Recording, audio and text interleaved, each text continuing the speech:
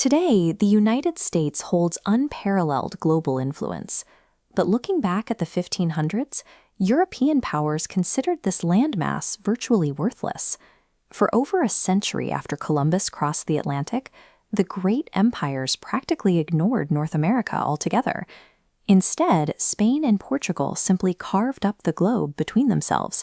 They drew a line right down the middle of the map, agreeing that all non-Christian lands on one side belonged to Portugal, while the gold-rich territories on the other side went to Spain.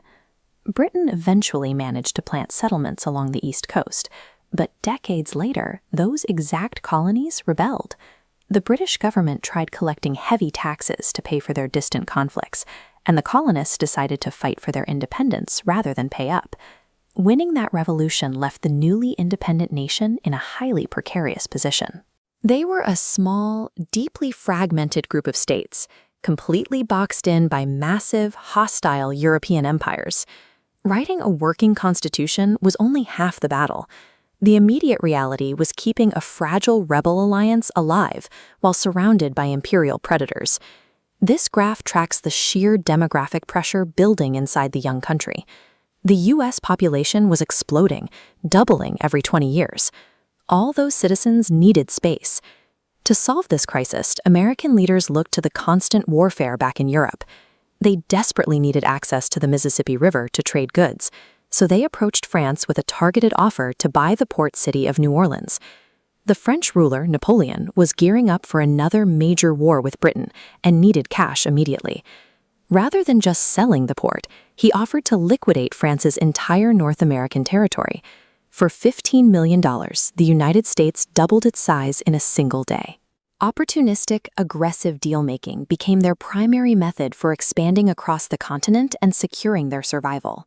American settlers pushed further west into indigenous territories. Upon arrival, they claimed vast expanses of land simply by declaring it unowned. Further south, the Mexican government invited Americans to settle in the sparsely populated region of Texas.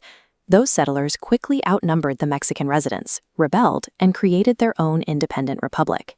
In 1845, the U.S. officially annexed Texas.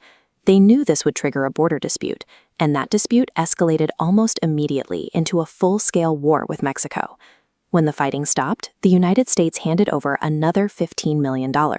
But this time, they forcibly extracted the entire Southwest and California, pushing their borders all the way to the Pacific Ocean. Within just 50 years, the strategy had shifted.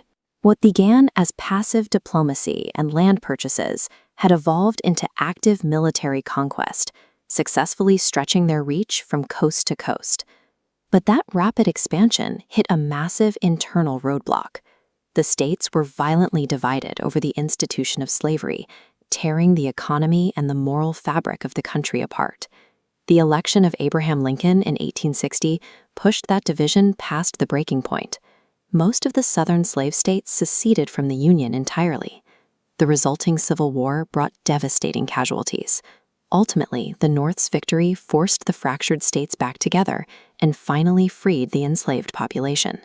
Almost immediately after the fighting stopped, the stabilized government went right back to buying land. They handed $7 million to a cash-strapped Russia and took control of Alaska. Surviving its own violent rupture replaced the old, fragile federation with a hardened, unified nation. Now battle-tested, the United States looked beyond its shores. This brought them to a major ideological crossroads. With the North American continent conquered, they had to decide whether to stick to their anti-imperial roots and stay out of global affairs, or seize overseas territories to block European rivals from moving in. The deciding moment arrived in 1898. A mysterious explosion sank an American warship off the coast of Cuba, giving the U.S. the exact pretext it needed to issue a strict ultimatum to the Spanish Empire. Spain declared war in response, but the U.S. quickly overpowered them. In short order, American forces captured Cuba, Puerto Rico, and the Philippines. While that conflict commanded global attention, the U.S. government dropped its previous reluctance and formally annexed the Hawaiian Islands to secure a strategic naval base in the Pacific. This short, decisive war marked the point of no return.